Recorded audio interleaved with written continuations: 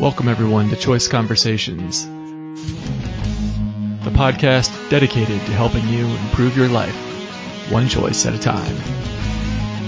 I'm your host, Chris Stefanik. Let's do this.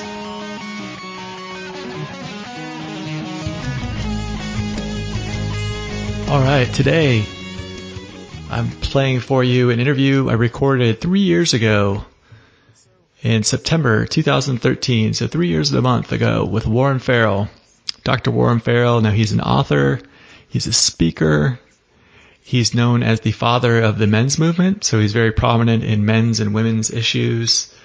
And he's also known well for communication, as being an expert in that field, and has a specialty with couples communication. And that's what the conversation is about today. This is a topic that's very close to my heart, being a husband, being a father, and I know it's a topic that's very important to many of you as well. So one of my favorite interviews, been wanting to replay it for a while now. We've been getting a lot of new listeners.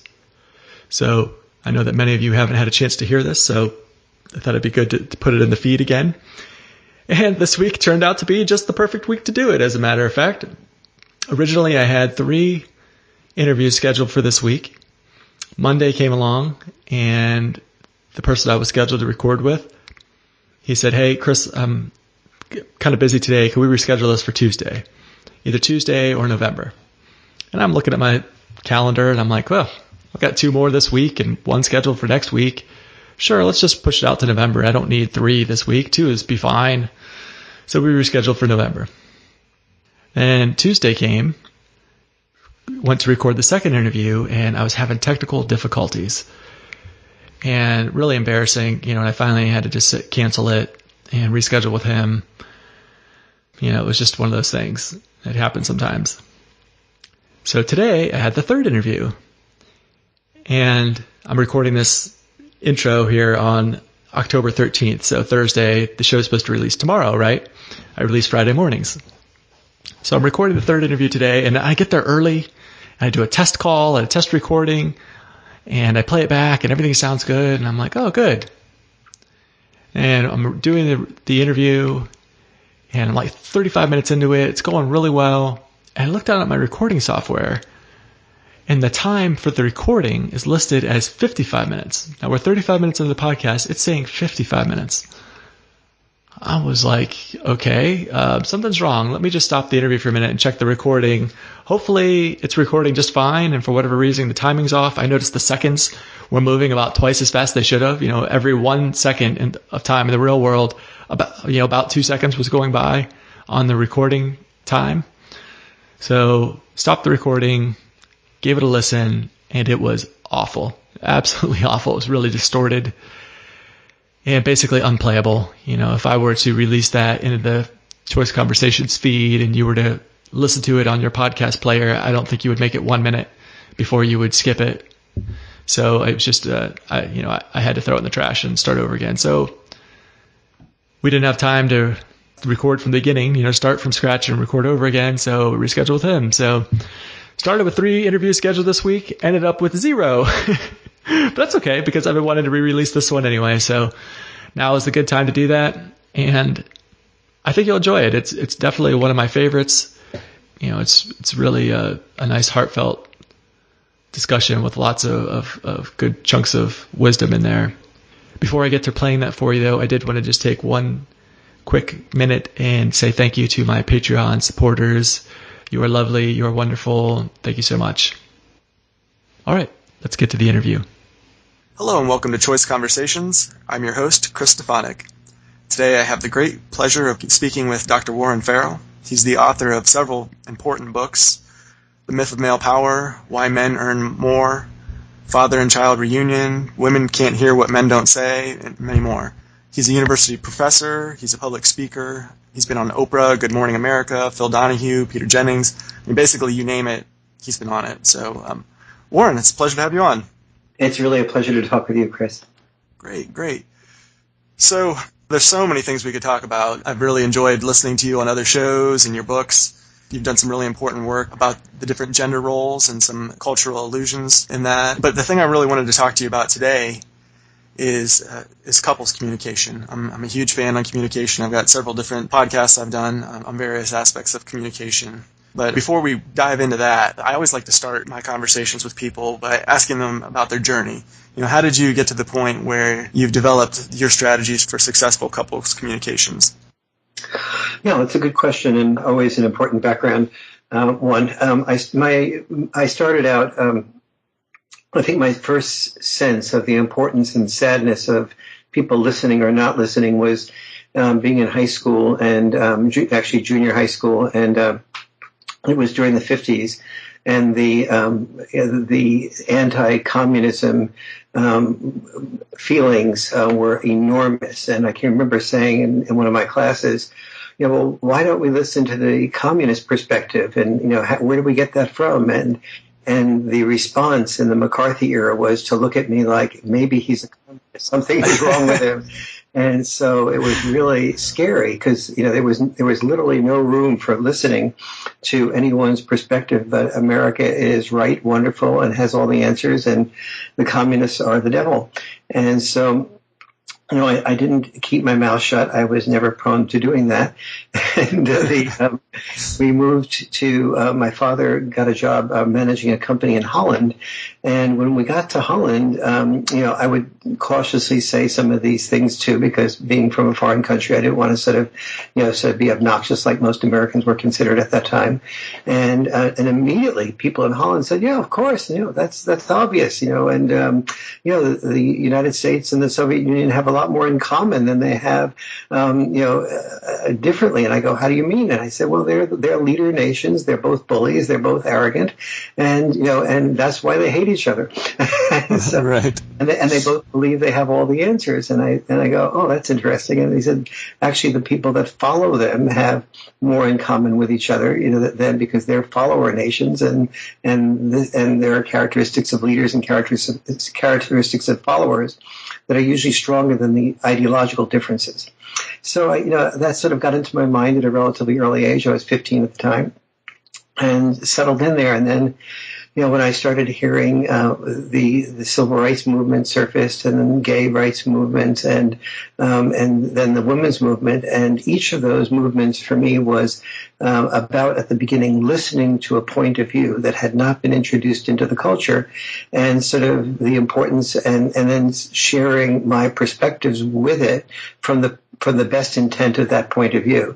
And so I was assumed to be a communist again when I started articulating the African-American perspective, and my father questioned whether I was gay, when I started to defend the gay rights perspectives, but no one accused me of being a woman when I started defending women's perspectives at the beginning of the women's movement. But I remember being on the Barbara Walters Today Show with Barbara Walters doing the interview, and she said, well, all the things you say about the women's movement make a lot of sense, and I see why you defend it, but how can you really defend a movement that is includes people like Kate Millett, who is an avowed bisexual?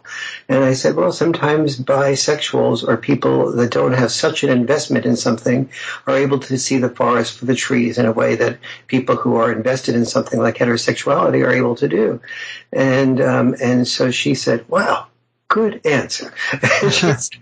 And to her credit, she kept me on for a longer period of time. But it was just, there was some part of me that all my life was very deeply sad that no matter what point of view we have, that the really important gift is to be able to hear everyone's point of view and seek out their best intent, and to be like a detective who is, when you hear a piece of the puzzle, or when you hear somebody's piece of information, and you know that piece of information is not accurate from your perspective, to always perceive yourself as only hearing a piece of it, and that your first job is to continue to facilitate that person until you're basically asking that person, is there anything more that you've left out? Is this your whole picture on this? And when they tell you it's their whole picture, then you, in a sense, have their whole picture rather than just looking at a piece in a puzzle. When you look at a piece in a puzzle, you You might see if it's a landscape piece, you might see a little bit of a cloud or a little bit of a tree, and it's like the blind man touching, one part of an elephant, and you think the whole elephant is a snake or whatever. And so, but we know that when we think about the blind man and the elephant, but we don't apply that to our everyday life. And there's a reason we don't apply that to our everyday life, which is because biologically speaking, falling in love is 100% natural. That's part of our biology. But being able to handle criticism from a loved one without feeling defensive, that's also part of our biology. And the reason that's part of our biology is because historically speaking, when somebody criticized us, we feared that criticism was from an enemy, and our response was to get up our defenses, to become defensive, or to kill the enemy before the enemy killed us. And so that was our natural response when we are criticized is to kill the enemy or kill the criticizer. And so I realized that with all the work I was doing to get people to understand women's issues and then men's and boys' issues, that the bigger issue was getting people to be able to have compassion for a perspective they didn't already hold. Right, yeah, that's really great that you came into this world with such empathy for other people, that helped you to come upon these ideas that very few other people out there, unless if you're in the women's movement, you see these things. If you're gay and the gay rights movement is starting, you see these things, but to be able to see it from outside, just so few people are able to do that. You were really lucky to have had that at such an early age. Obviously, many people don't have that, and even those that do have really had to work at it considerably. With that in mind, you said that, it's our natural response when we hear criticism is to think, oh, that's an enemy. That was kind of an evolutionary thing, a defensive mechanism. Mm-hmm. I'm always interested in the evolution of the human mind and all of that. Where do you think empathy fits into our evolution? Is it natural for us to be empathetic to other people? And if that's not the case, why is it that we seem to be so lacking in the ability to empathize and to see somebody else's point of view, especially if we perceive it to be different than ours? And of course, that's the time when you need to hear it. If their point of view is the same as yours, you don't really need to hear what they have to say because they're not presenting another side. Absolutely. Every emotion has a biological purpose to it. And so, and part of us does know that, if you have a mom that just passed away and I say to you, wow, Chris, tell me more about that. Tell me what she meant to you. That's really sad. We intuitively know, and our life experience teaches us that empathizing with you at that point in time is really very crucial and healing and useful. And just having, a quick response like, don't worry about it, doesn't go as far as the empathy does. But empathy comes into conflict when the more we're in love, the more vulnerable we feel. And the more vulnerable we feel, the closer we are to feeling at risk when our partner says something to us that says that you are really not adequate here. You did this wrong. You had a bad intent. I really hate this about you. And our desire is to be loved. And to be cared for and respected. And we know that particularly for a guy, if a woman doesn't respect us, it's almost impossible for her to love us. And so when she criticizes us, it makes us feel like, my goodness, that's not a sign of respect. And therefore we might lose her love. So the natural response is to want to feel less vulnerable. And so therefore to interrupt her, to explain to her why she's wrong and why we are right and what our best intent was. But that's exactly the opposite of what makes her feel safe to be able to share what she feels and fears. The same is true in reverse, but for slightly different reasons. When a woman hears a man criticize her, her basic feelings biologically go back to, my goodness, I married a protector. I married somebody who would be willing to die for my because he loved me so much. So when this person is criticized criticizing me. He's not protecting me. He's the opposite of what I need and want. And so therefore, I need to withdraw from him sexually and emotionally when he criticizes me.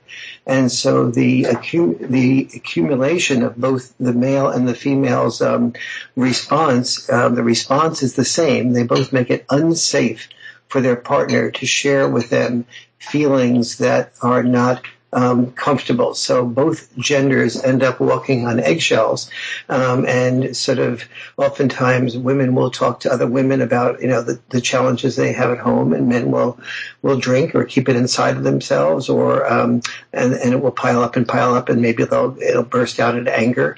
And in both cases, in both sexes, cases about equal amounts of time, it results in some form of domestic violence. And the sad news there is that if a man does that to a woman, the punishment is much greater than if a woman does that to the man. But the more important thing is that both sexes really there is a way around this. And the way around this, both sexes are able to learn. And so what I teach in my couples communication work is something called a cinematic immersion method. And it's basically saying that because responding defensively is biologically natural, we need to set aside a time that I call a caring and sharing time, about once a week, depending on the emotional volatility of a couple, but about once a week. And that should be about an hour or 2 hours, but allow a couple of hours. And during that time, you move yourself before you hear the criticism that your partner has had during the weeks. I teach each person to write down and journal the things that are upsetting them during the week. And at the end of the week, take one thing that upsets them the most and has the most ripple effect, and to share that with their partner. But before they share that with their partner moves into an altered state. And that altered state consists of 7 mindsets. So, for example, the first mindset is if you, let's say you and I were brothers or father and son. I think you're probably more the father-son age than the brother age relation to me. And you said, all your life, Dad, you always paid attention to, my older brother more than me. And, and when I spoke, you sort of gave me short shrift, and you gave this job and that job to Bill, and then you punished, you just seemed to care for him more. And so my job would be in that case is to say, what do I want from Chris more than anything else? What I want from my son more than anything else is love. I want to be close to him. So how do I get that? I do have a way of doing what I call a love guarantee, which is the first mindset. And the love guarantee is I say to myself in this sort of meditative state, no matter what Chris says to me, if he feels safe to say anything, no matter how angry, no matter how hurt, no matter how exaggerated, if he feels like I am hearing that well and really there for him, the result is going to be he's going to feel safer around me. He's going to feel so loved by me. And if he feels so loved by me, he's going to feel so much more love for me. And what is it I want with Chris? I want him to feel more love for me, and I want him to feel safe around me. So if I can so that rather than fearing him disrespecting and withdrawing from me and my not having Chris's love, I'll have exactly the opposite of that by listening to him. I will have his deeper love, his deeper safety, his deeper feeling that no matter how he has distorted whatever I feel, that he knows that I can at least hear his story. And so then I go through second and third and fourth mindsets. And the second mindset is saying to myself in this altered state, when I'm feeling like uptight, I'm going to imagine myself being in a movie. And let's say it's a murder mystery and the main character is about ready to get murdered down a dark alley. And I'm fearful and the music increases. And I say to myself, and my stomach is in a knot. And I say, wait a minute, it's only a movie. And the second I tell myself it's only a movie, my entire body relaxes and I just become receptive to the story that's being told in a movie. And when I'm in a movie theater, the story, I don't argue with the actor. I don't say, you can't, that's not a story I can agree with, and you're distorting it. I saw something distorted. You sit back and you let yourself hear that person's story when they're in a movie, and you allow yourself to be entertained by it. You allow yourself to be moved and touched by it, and it may or may not be the whole truth. You just listen to that story. The reason that person is talking and you're listening is because they're telling their story, and your job is to make it safe for them to tell their story in their way. And so, and then the next mindset is to attach to that story and detach to your defenses. So I teach people how to identify a defense. So if I'm saying, wait a minute, Chris, what you said about your brother, that's not true. Remember when I stayed home with you and went to your ball game, and it meant losing time at work, and I didn't do that for your brother. And I'm remembering all these things while you're talking. The second I'm beginning to listen to my story, I'm not listening, I'm self-listening. And so I'm not attaching to your story, I'm detaching by attaching to the defenses. So I teach people how to catch their defenses. And then the second that they catch their defenses, if they can't go back to attaching to the story, they say, hold, and their partner holds until they can center themselves and get back to attaching to their stories. So, and then I do other aspects of the mindsets, like I mentioned a moment ago, the detective that is always searching for different, that instead of saying this piece of the puzzle that you, Chris, are sharing is only a portion of the puzzle, just waiting for you to share all your pieces of the puzzle. And my goal is to get the entire picture that you are presenting, that is your story, not just a piece of it and interrupting you and arguing with that piece. And so I do a number of mindsets like that. When those mindsets are integrated and rehearsed, then the person can say to, like I would, as your dad would say to you, some version of, Chris, I'm ready to hear you now. And the moment I lose it and start detaching from your story and attaching to my defenses is the moment I would say hold, and you would give me an opportunity to recenter myself to be able to really hear what you have to say. And then when that process is finished, I would share with you what I heard you say, and then ask you if I've distorted anything. And if I've distorted anything, I pay complete attention to your version of what you feel I've distorted, rework it until you feel I've distorted nothing, until you feel I've also missed nothing, and until I've invited you to add at least one more time around something else to that story. And so that's a little bit of the training that I do, but I make it really clear to people this is a 10-hour at least training, and you're really revamping everything that's biologically natural, so there should be nothing in this training that feels comfortable. But once the couple does it a few times, they rehearse it, and I give them the stuff to take back with them as cues, and I do a couple of follow-up weekends, a couple of follow-up phone calls with the group.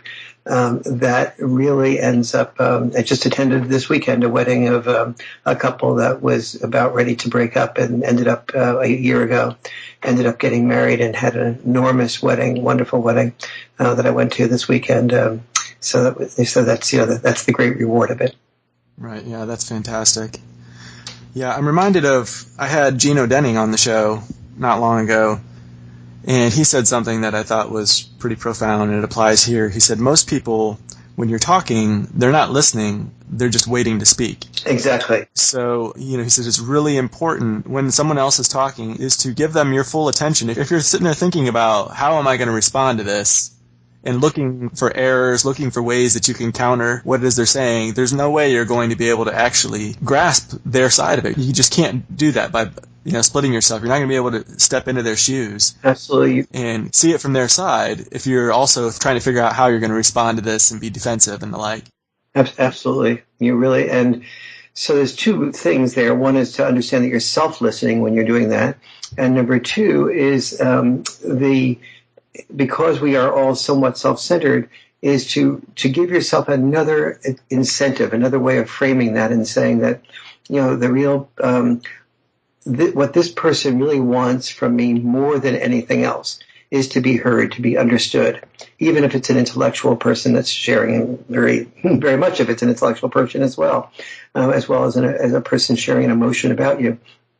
And when they feel heard, that will connect them to me more than anything else. I remember once being at Norman Lear's home, the TV producer, and he gave a presentation, and I went up to him afterwards, and I gave him 5 or 6 specific things about that presentation that really were, I thought, well done and well crafted. And he immediately said, "My God, no one has ever listened so well to something that I say." They just all come up to me and say, this is really a great presentation, but they don't really explain why. And, he immediately invited me for dinner. And so even from a selfish perspective, listening is a very powerful tool. Right. Yeah, I agree. Now, I'm interested in what your take on this is. In my family, we've started doing family meetings. We do it once a week, me, my wife, and my 7-year-old daughter. And, we're not quite doing this in the way that you prescribe. We're missing getting in a meditative state beforehand or setting an intention. We're going to sit in this meeting from an intention of loving each other and understanding each other and connecting. I think that would be a really good way to start off the meeting for sure. And we're not doing things like saving all your criticism for the week until then and then just picking one, the most important thing. Instead, we're still criticizing throughout the week. And of course, I've heard you say it before, I've heard other people say it, that there's like a 4-to-1 or 5-to-1 ratio of people needing praise in order to be able to hear criticism. They need 4 or 5 times of being praised for something and being shown appreciation to every one criticism. And it's very difficult to keep that ratio where it needs to be if you're not withholding some criticism, and that way of limiting it to 1 a week really helps you to hone in. So, there's some pointers I could use to implement in the family meeting, but I'm wondering if it's even appropriate to do all of this in a family meeting. If I have an issue with my wife, I could see pros and cons of doing it in the family meeting.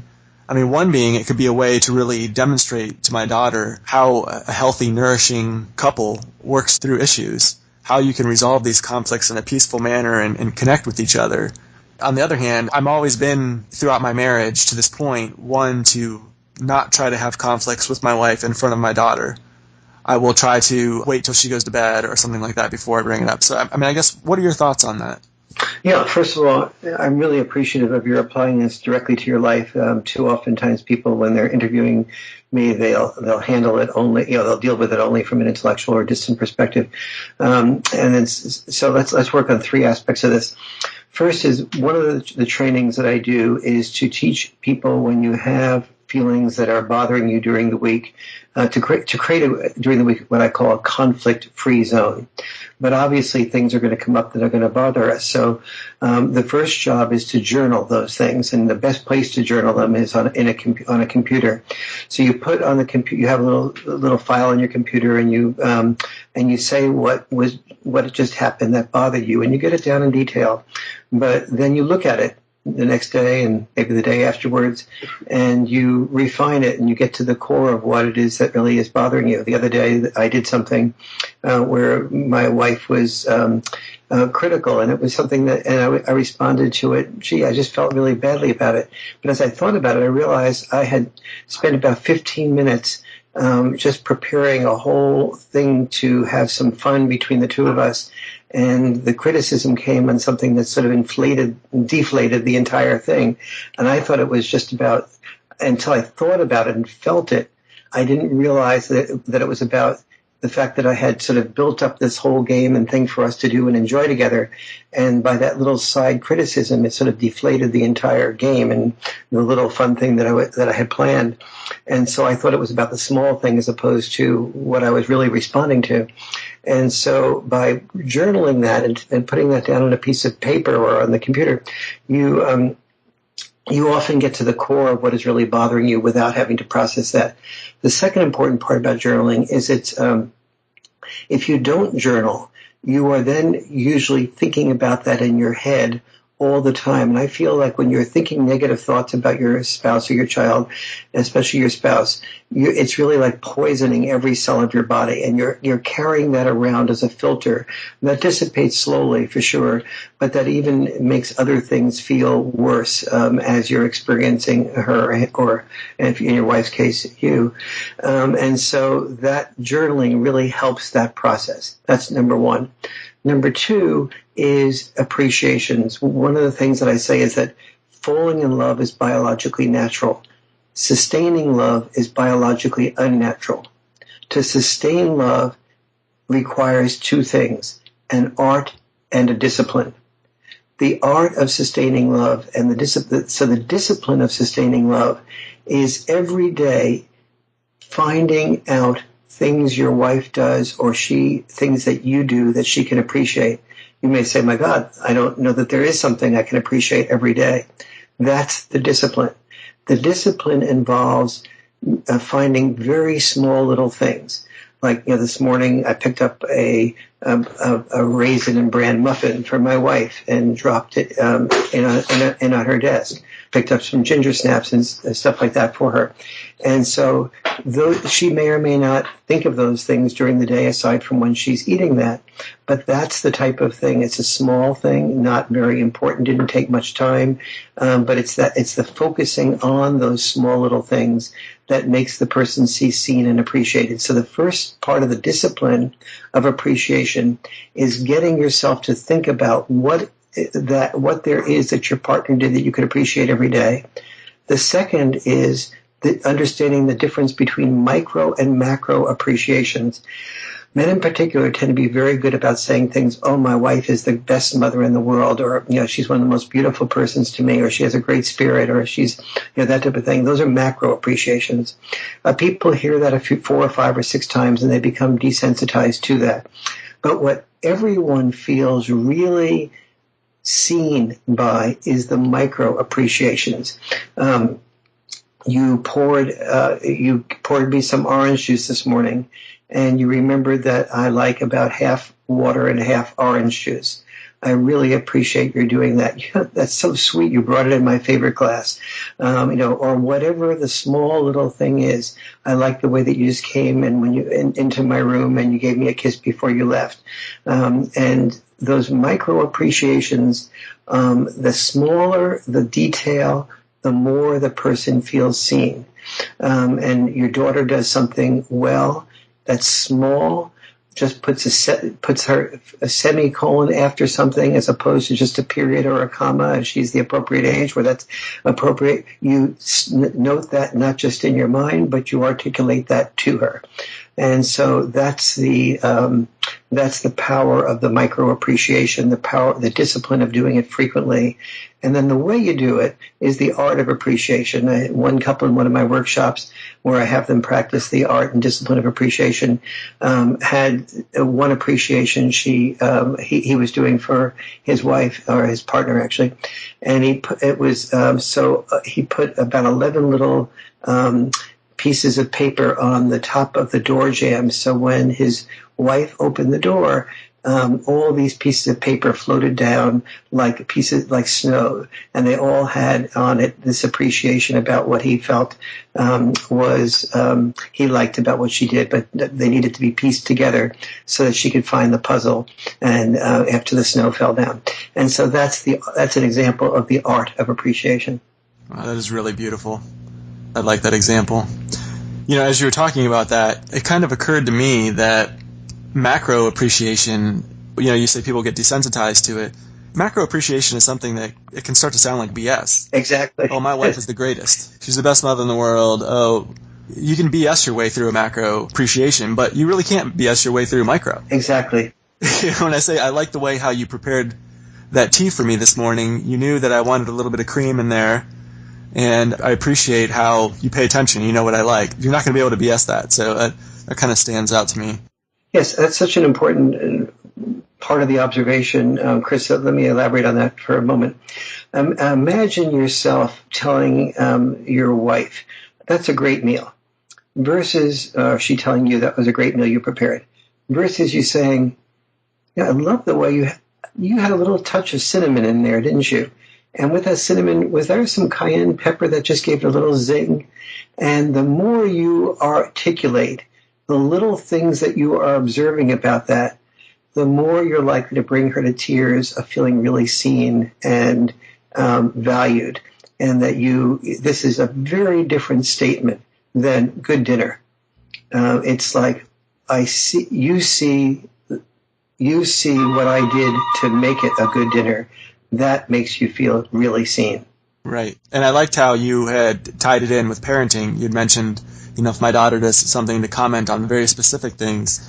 That can be extremely helpful instructions. If my daughter let's say she's doing a painting, mm-hmm.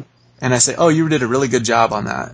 I really like it. Well, that's not very instructive, Mm-hmm. She's like, I don't know, especially if she's heard that 1,000 times. Yes. She's like, well, what's special about this one? It looks just like the one I had before. Mm-hmm. But where this is completely different than if I say, I really like how you captured the sunlight coming in through those trees.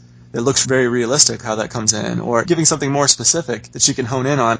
I really like the progression you made from last week. Last week you had drawn this dolphin, and this week you drew a dolphin again, and I can really see this one's more realistic based on how you drew the nose and the shading, or something like that.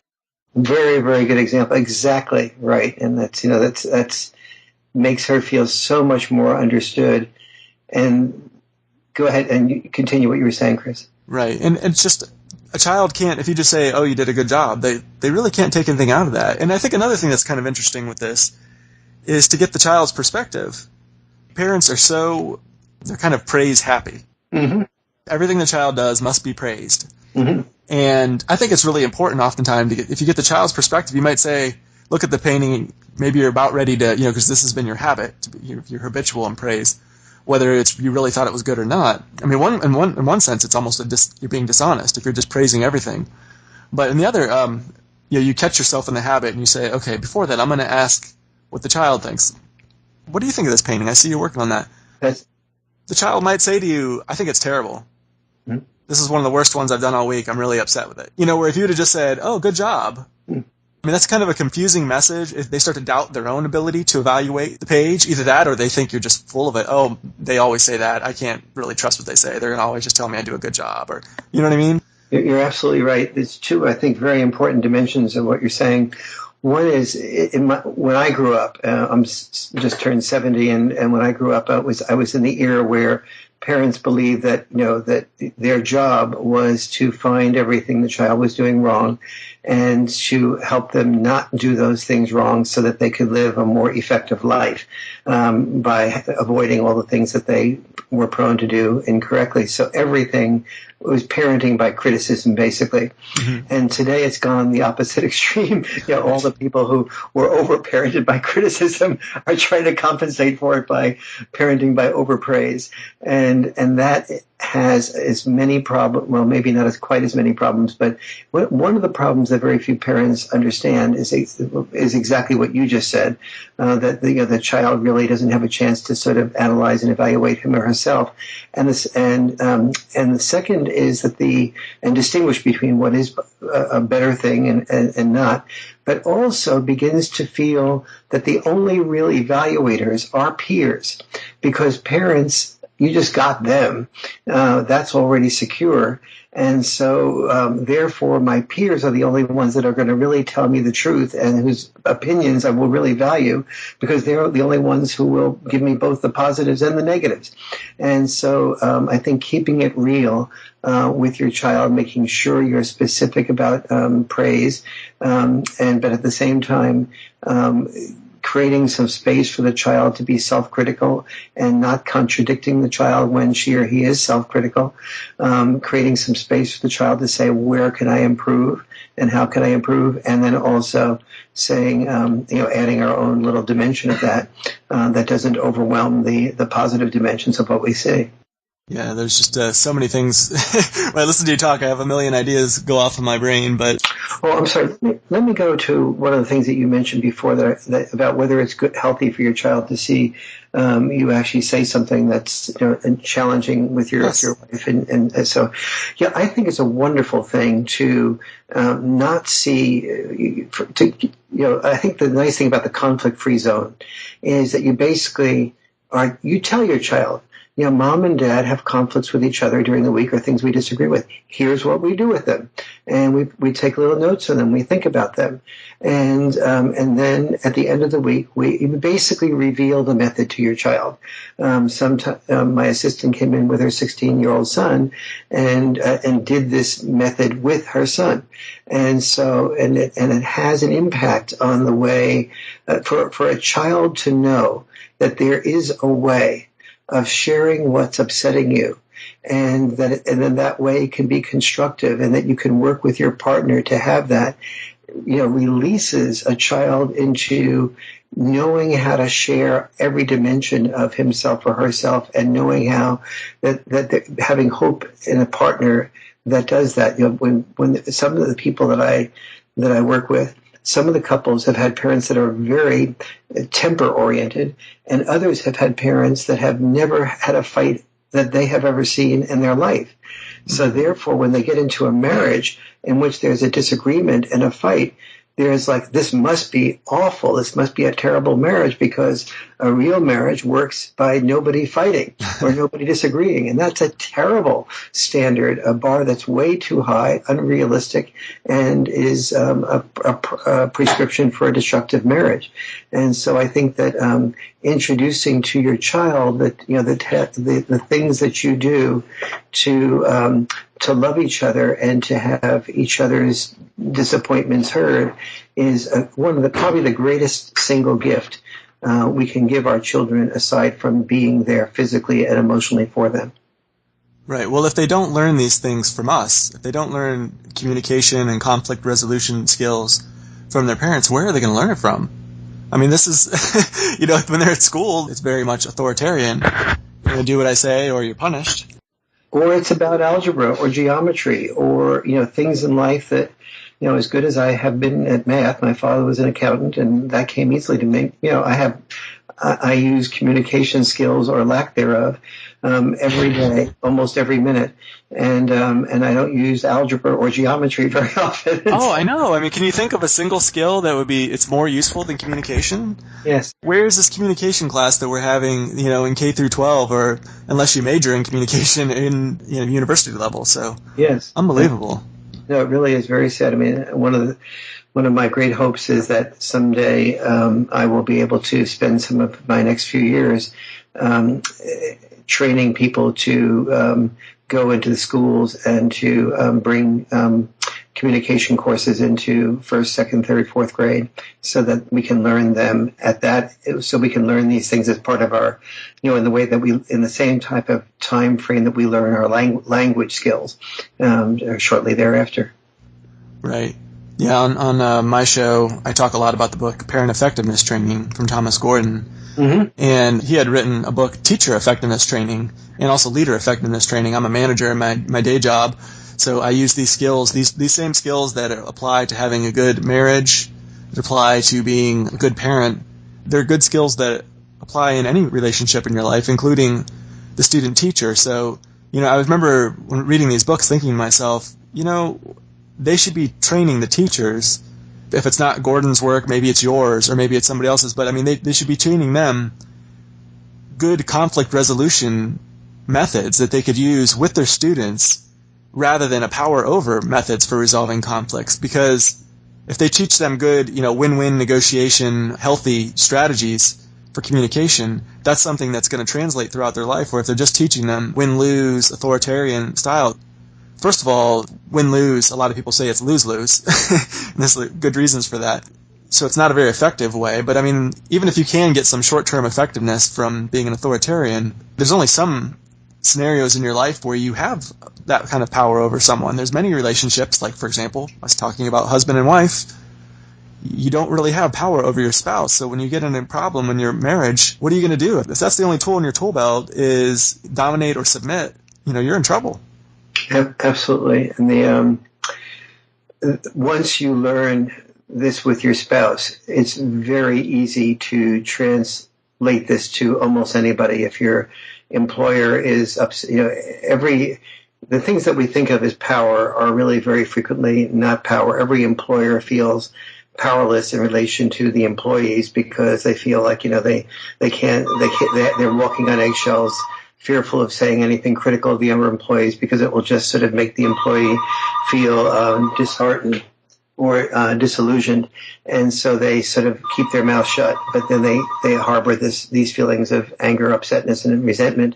Conversely, the employee is feeling like they are walking on eggshells in relation to their employer because the employer can't handle criticism and they don't want to lose their job, or they don't want to jeopardize a promotion, or they don't want to be not be the person that is most valued, and they fear taking away value from their work.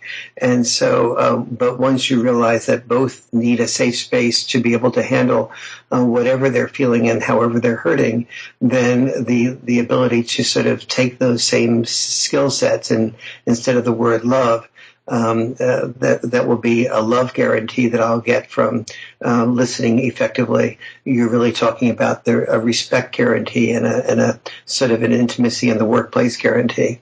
And those things are just absolutely crucial when, whether it's a male or a female boss or a male or a female employee, there's no one that doesn't love feeling like they can really say what is bothering them or disturbing them about either their boss or their employee. Right. Yeah, you had mentioned how oftentimes people think about there being power, and it turns out there's really not power. And of course, you wrote a wonderful book, The Myth of Male Power, talking about this with the sexual revolution and between the two genders, this myth. Now, with what you discovered, when you were writing that book, The Myth of Male Power, and all of these cultural illusions we have around the gender roles, how do you tie that into your couple's communication? Does that have any place, or is that just a completely separate topic? It actually does have a connection, but in my couples workshop, I have 10.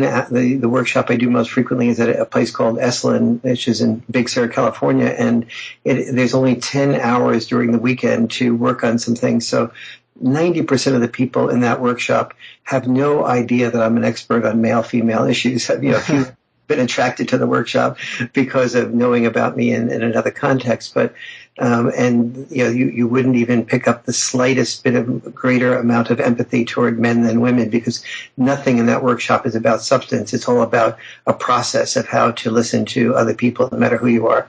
And so, but there are many connections, and so the very essence of the myth of male power is saying that that power is not about climbing ladders to get more money, or climbing ladders to, or earning money. That earning money is oftentimes, the road to high pay is very frequently a toll road, where the more money you are earning, the more of a toll you pay by working more hours, by doing jobs that you don't like, or making decisions you don't like in order to get more money, selling products that are not particularly fulfilling. The more fulfilling your work is, the chances are the less it pays. And the reason it pays less is because people want to, the more fulfilling work is, the more people want to do it. The more people want to do it, the greater the amount of supply of people, the greater the supply and the lower in relation to the demand, the more the cost, the more the pay goes down. So fulfillment equals low pay as a rule, and lack of fulfillment often equals high pay if the job needs to be done. Collecting garbage is usually not that fulfilling to most people, but it needs to be done. So we pay garbage collectors a decent wage in order to get that job done. And so the myth of male power is saying that power is not accumulating, feeling obligated to earn money that someone else spends while we die sooner. Right. Power is conversely feeling control over one's life. And it is definitely true that people in very top-level positions have inordinate amount of influence, and they have to realize that type of power as well, although they've moved through an accountability process called a hierarchy. To get to that position, nevertheless, they do exercise a type of power. But that the real power in one's life, if somebody said to me, many people have said to me things like, Warren, do you want to work for us doing this or that, in which the pay would have been 10 to 20 times greater than what I'm making. But it really would have cost me power because I would have been doing things I really didn't want to do with my life. And that's really the most powerful decision I have in relation to my life is what's the way I want to spend my time and energy. How do I want to, allow myself time to love my wife effectively, to be with my family, to walk in the woods in the park that where I've moved to. Those are the things that are empowering for me in my life. And those are oftentimes not given to me by taking jobs that would require more of me because I am getting more pay from that job. Right. That's really wonderful that you recognize that and use that to help you make decisions. So many people just make their decisions for employment based on how big that number is to the right of the dollar sign. Yes. And I mean, after you've got the necessities taken care of, a roof over your head and food on your plate, money is just not a way that you get happiness. It really isn't. And, you really need to look at it and say, what is going to make me happy? Is it going to be adding a few more dollars that, maybe I can get, a Mercedes instead of a Honda? Is that going to actually make me happy? Or is it going to be spending more time with my wife? So mm-hmm. It's great that you've been able to, in this and in so many other areas, to see through the illusions of culture that have led so many astray. Yes. Well, one thing I wanted to ask you, we're getting towards the end of our time, but one question that always comes to my mind whenever I'm talking to someone about self-help, there's so many self-help books out there about how to be happy, how to have a good marriage, how to find your soulmate, how to lose weight, you name it. And, I don't know how valid these statistics are, but they say basically 90% of them, they don't work. In diets, 90% of people that go on a diet gain the weight back plus more. And kind of my working theory on that is people are too psychologically damaged to actually implement real change in their life. So they're lacking in self-knowledge. Before they could implement a change, like to actually improve their marriage with their partner, they need to get their own head on straight. I guess, first of all, what are your thoughts on that? And do you ever advise people in that area? Yes, it's great to work on couples communication, but you really need to look at yourself a lot as well. Well, I think my feeling on that is that there are sort of many roads up the mountain. Dag Hammarskjöld, a fellow who wrote Markings, who used to be the Secretary General of the United Nations, once said that never measure the height of the mountain until you've reached the top, then you'll see how low it was. And to get to the height of that mountain, there are many, many ways to do that. And so oftentimes, just no matter where a person starts, let's say I do start going to the couples workshop and my husband or my wife doesn't want to practice that with me. Well, then that's, and doesn't want to grow in that direction, or doesn't want, or I'm gaining too much weight and I need to work on losing it. Well, we know that you can lose weight more easily in a social context, and that requires partnership cooperation. So the couples workshop may be helpful for a person losing weight because you can communicate about the things that you're really being disturbed about. But no matter where you start, whether you start with the weight gaining training and realize that you need your partner's communications, you need to be able to have cooperation with your partner, because relationships and food have in common one thing, which is proximity is destiny. And so right. you need if you have you're constantly being served ice cream or having it around and being offered at every meal, the chances of your losing weight are much more minimal. And so no matter where you start, it's going to bring you to something else in your growth. And there's an old Yiddish saying that that everyone has issues, and your issues are on one level, but so your issues appear in this Yiddish saying, or Yiddish story, as a tiny little devil that sits at this level of consciousness that you currently have. And then you go to a growth workshop, let's say, and you really improve your level of consciousness, and you think you've gotten rid of this devil because you really actively worked on it. But in fact, the devil has just changed forms and hopped in a different form to the new level of consciousness.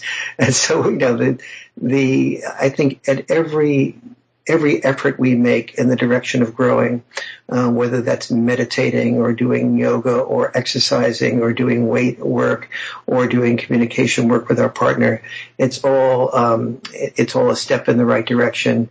Most people fail at most things because they don't put the whole package together, but over the course of the lifetime, they put the whole package together, and then they put a much greater amount of it together, and then they exhaust themselves trying to save their children from the process that they find the children have to just learn most of it by themselves. So. Right. Well, Warren, I feel like we're just scratching the surface here.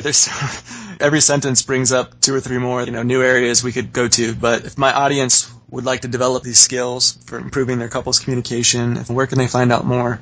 Yes, the website is warrenfarrell.com, WARREN, and then Farrell is F as in Frank, ARRELL, warrenfarrell.com.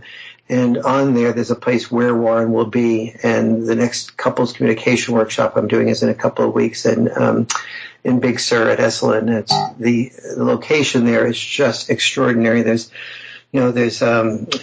a campus with hot tubs overlooking the Pacific, some of the best massages in the country, the stars that you can see at night. So it's really a place when you go to it with your partner, even if I didn't show up, you'd probably heal your relationship. Yeah, you sold me. Where do I sign? That sounds amazing. Great. And I'll be sure to put links to that in the show notes as well. Oh, thank you very much. All right, Warren. Well, it's really been my pleasure. Thank you so much for coming on. It's really you're an extraordinarily good question asker, a wonderful listener, and a wonderful relation. You do a wonderful job relating it to your personal life, and I really appreciate that. It's been a great conversation. I really appreciate that. Those were micro praise. I noticed that. Very good. I know it was genuine. So yes, it definitely was. Great. All right. Take care. Bye-bye. All right, I hope you enjoyed that one. I know I did. Just what a guy, really tender person with so wise and so many great things to say. And I hope you enjoyed it as much as I did. Let me just say that.